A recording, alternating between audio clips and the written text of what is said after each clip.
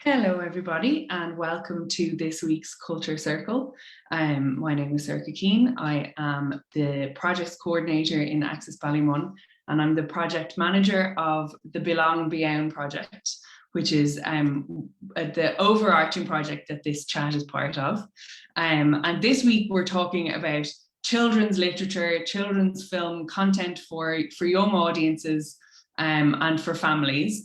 And I'm delighted to be joined by children's author Juliet Saumond and by Donna Mead, branch librarian Mags Curley. Hello, both of you, and thank you for joining me. Thanks for having us. So we're here to talk about all things art and culture and everything that we've kind of been reading or watching or listening to over the past while, and maybe things that you would like to recommend to some younger audiences.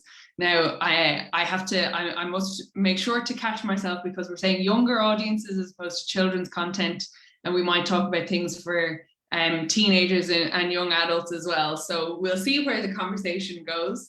But first of all, Juliet, I'd love to come to you. We've met before, and people will be able to hear that conversation as part of the BeLong BeOwn podcast, which goes out on Tuesdays.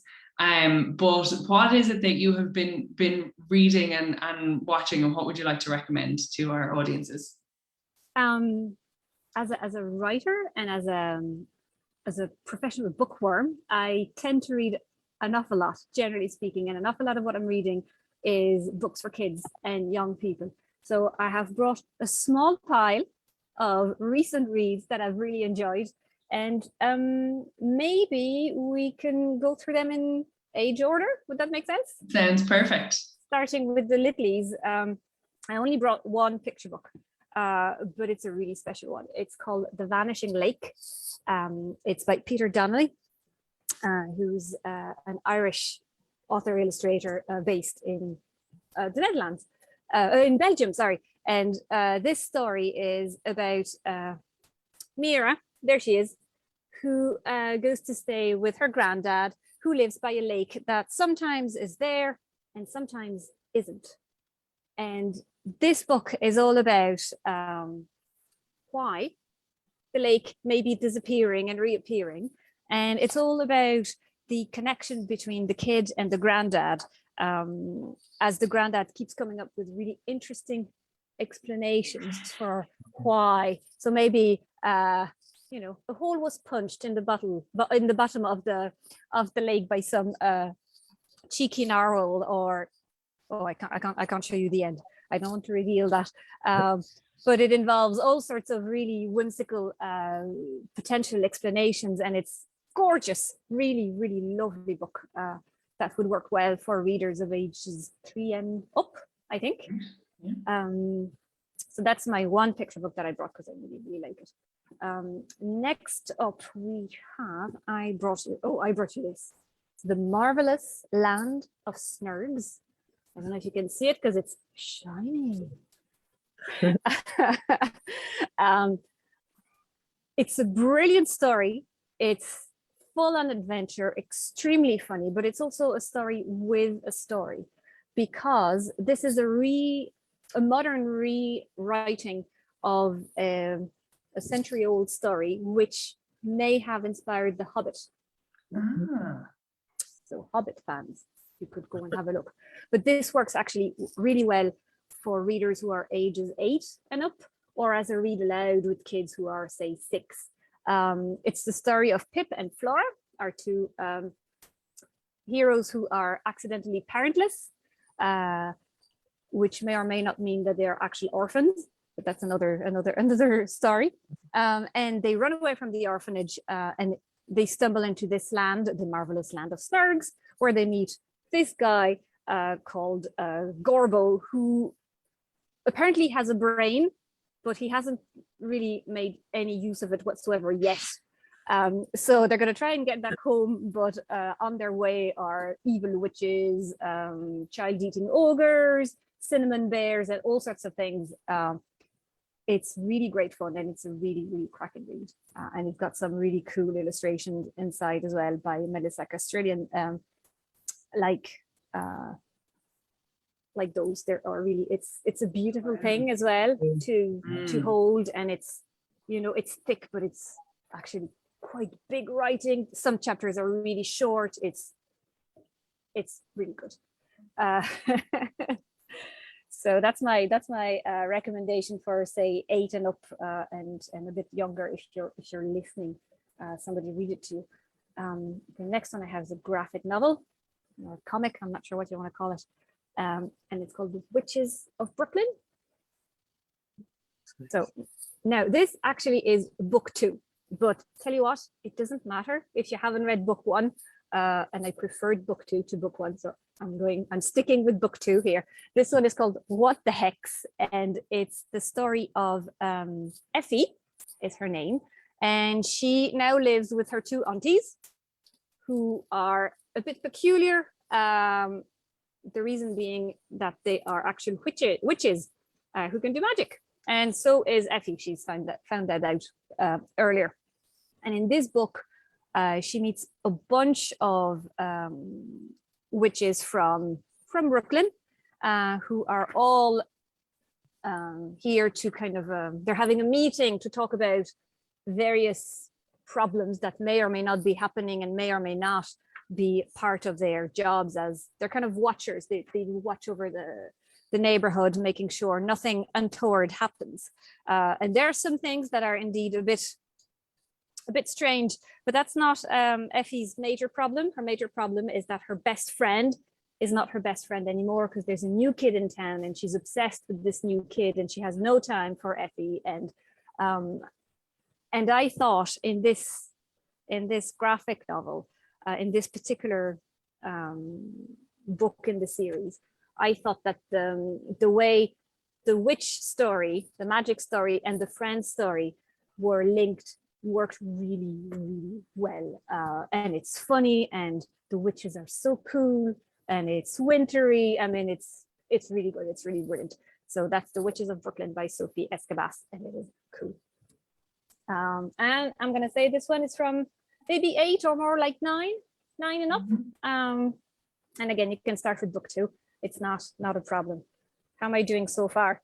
You're doing fantastically. These are brilliant suggestions, and I have to say they're also really beautiful books, which is one of the things that I love about books for younger audiences. And I think it's something that authors and publishers of books for older audiences should consider, how like visually stunning a book can be such a lovely experience, as well as the story. But you're doing great, Juliet. I'm enjoying these. Well, since you're giving me such a nice transition into books for older kids, I have this one, which is called The Last Paper Crane. And this one did exactly what you just mentioned. It's a book that's very much concerned with how things look in a book and how it is produced, because it comes with very striking illustration that are all integrated within the text, and that all makes sense. Now, it's not a particularly cheerful read, especially to begin with, because The Last Paper Crane is all about Hiroshima and the nuclear bombing of Hiroshima in 1945, and what happened to our original narrator's grandfather back then, because he was there as a teen, as a 16 or 18-year-old, and what happened to him and to the people he met there, and what happened to him, or what didn't happen to him afterwards. It's a bit harrowing at times, but it's really well done. It's really thought out, and it will make you think about a lot of things. And so there's a bit of a back and forth between 1945 and the present day. And what is quite clever is that you know immediately where you are in the story, should you have any doubts, because this is what the present day looks like. It's written as a verse novel in the voice of young Mizuki, who's our original narrator, whereas when it's Granddad, we have a first person account, which is a more sort of a classic approach to things, I suppose. But it's yeah, it's a really good, really interesting novel on a tough topic that today's young people may or may not know very much about. So it's really, really interesting. So that's my one selection there for the older kids. And then I have nonfiction. Okay, tell me your nonfiction. Am I allowed nonfiction? Absolutely, yeah. So I'm going back down the ages with this. Be a super awesome photographer. It is so cool. We've been using this with my kids and a family friend to set ourselves some photographic challenges. Okay. So this is how it works. You get a double page with a kind of an approach, an artistic approach. Then there's a bit of a challenge for do it yourself. And on the right-hand side page, you have an actual photo by an actual photographer as an example of. So this one is pretend you're a dog, and this is all about changing your angle, not just taking a photo at eye level, but trying to see. So in this one, we are really on the level of the dog. And what does the word look like? Well, it looks kind of huge and scary, giant feet that are kind of shiny. What's going on there? So that's how this book works, and we've been setting ourselves these little challenges with my kids and this friend, and we have a WhatsApp group, and we swap photos whenever we have them. So it's a good one. It's great fun. And they have another one in that series on Be a Super Awesome Artist, which is also great because it brings you lots of different kinds of art that you wouldn't think of really unless you were deep into the world of contemporary art, which I'm not. So that was really brilliant. And my last one, and then honest, I'll shut up and let you speak, is also art. And this one is called Black Artists Shaping the World. And that is also full of artists, contemporary artists from around the world, making art in all sorts of mediums, with all sorts of approaches and all sorts of messages, and being quite a Philistine in contemporary art myself, it's really an eye-opener as to what you can do. And I mean, some of this stuff is really really cool. So this one I would say is kind of maybe 12 and up, so teens, YA. Not that there's anything untoward for younger kids, it's just some of it is a bit, there's a lot of reading involved as well as a lot of looking, and it will spark some really interesting conversations that are perhaps more suited to a slightly older audience. The Super Awesome Photographer, you can go for it from the age of 6 or 8, depending, whatever, and you'll have a ball. That's it. That's brilliant. And I love the idea of looking at like a book that's giving you a guide to how to think about taking photographs or different forms of art. Because I think even for those of us who are slightly older children, that you kind of get used to doing things in one way. And so a book that gives you a little bit of a challenge that you don't have to worry about what the end product is because you're trying to think about the challenge. I think that's really clever and really nice. So thank you for all of those suggestions, Juliet. They're brilliant. There's lots of really good stuff there. Thanks. I'm going to come to you now, Mags. You're in the library in Donamead there. Yes. So thank you very much for joining us. As a branch librarian, you are obviously around lots of books for audiences of all ages. So what is it that you've chosen for us this week? So I have chosen a couple of picture books and 2 books in a series. Now, following on from Juliet's, I think we're a little bit kindred spirit-ish, because I'm gone down the spooky route to a degree too. But like every day is Halloween for me, to be honest. So I brought along 2 gorgeous picture books that have come out recently. I know you're a big fan of this as well, Juliet. Have you seen The Dublin Vampire by Una Wood? So she wrote and illustrated this one, and it's rapidly becoming a classic already, even though it's not been out long at all. It's from O'Brien Press, and basically it follows our charming little vampire around the city. Basically, look, and they're all double page. The art is amazing. There's double page spreads of basically him going on the ghost bus.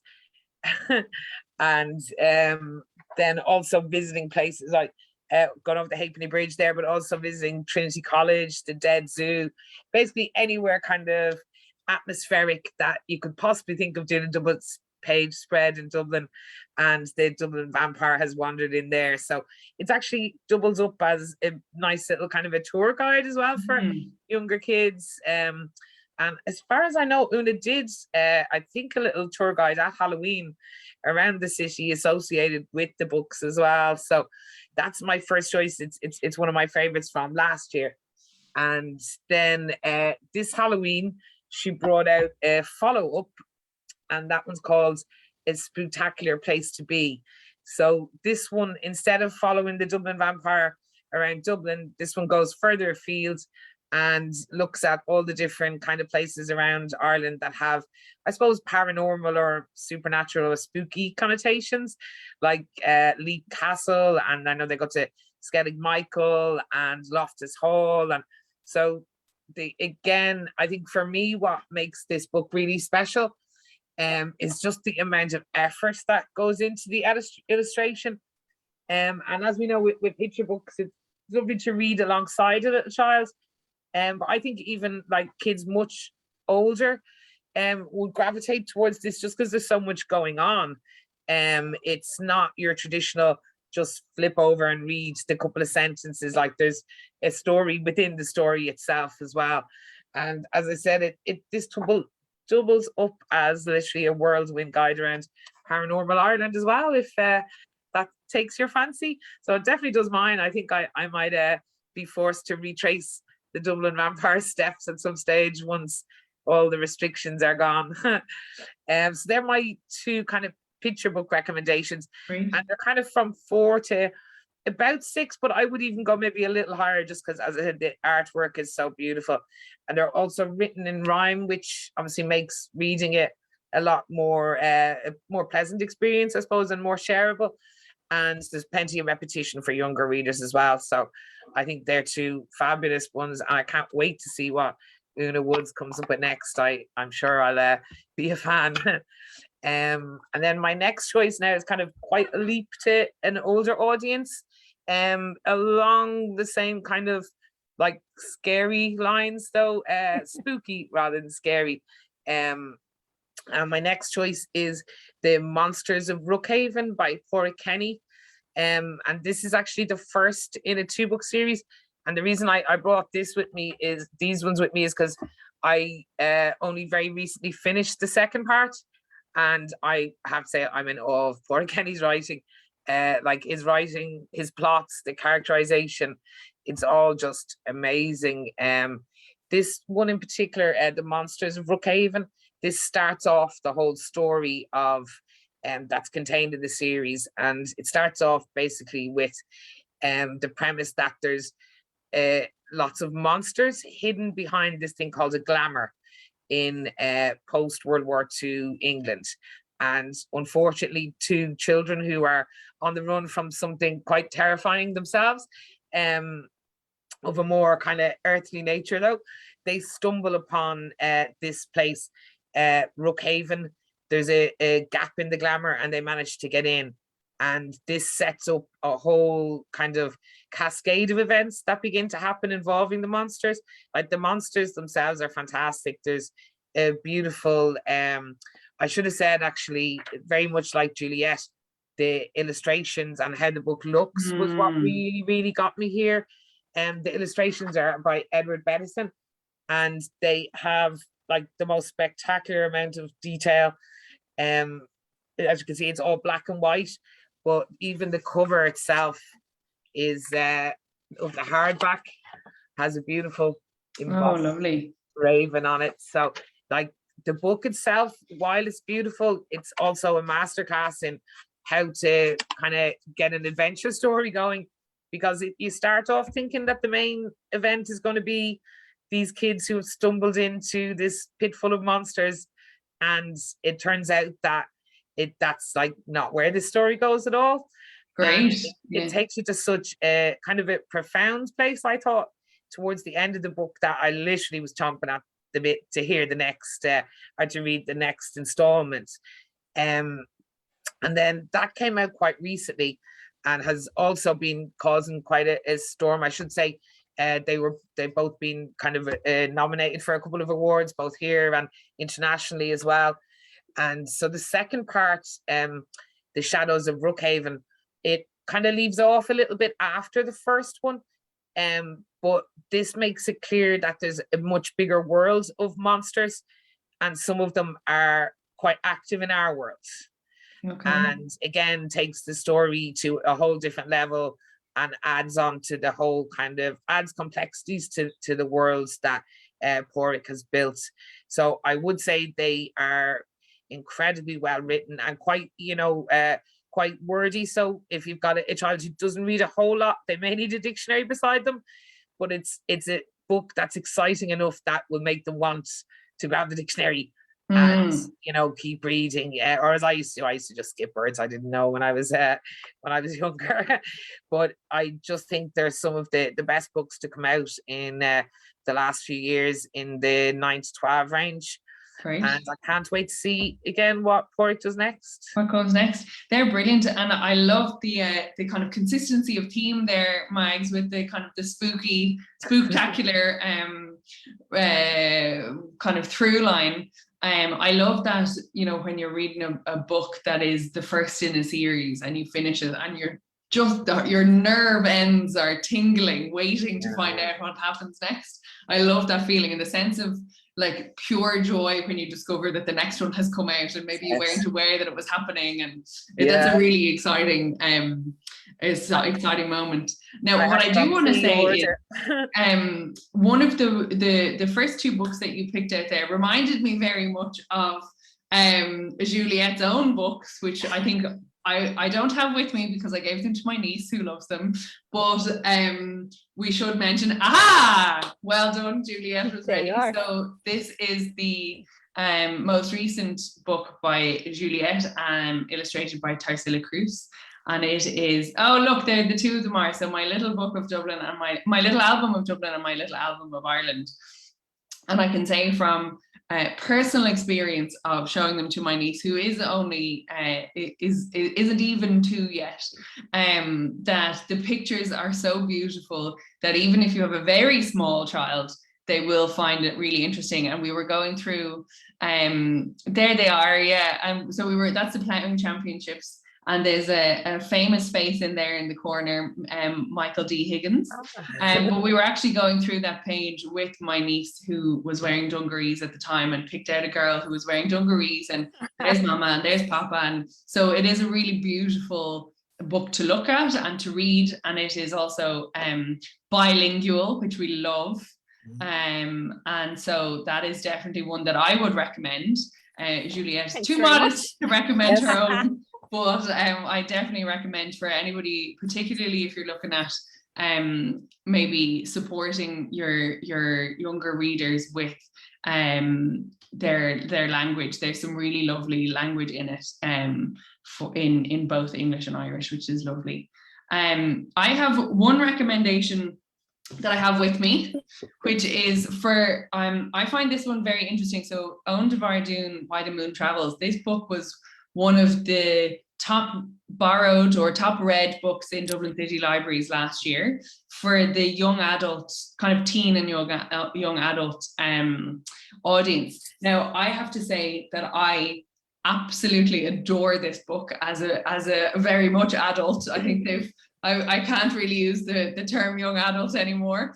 I absolutely love it. It is really beautiful stories, collection of stories that Oein has gathered from the traveling community. And there's a mix of there's illustrations, like there's a through line in that too. There's some beautiful illustrations by Leanne McDonough. There's one there of a badger. And the stories are written in a way that it feels like they're being told to you rather than that you're reading them. So it's a really lovely experience to read.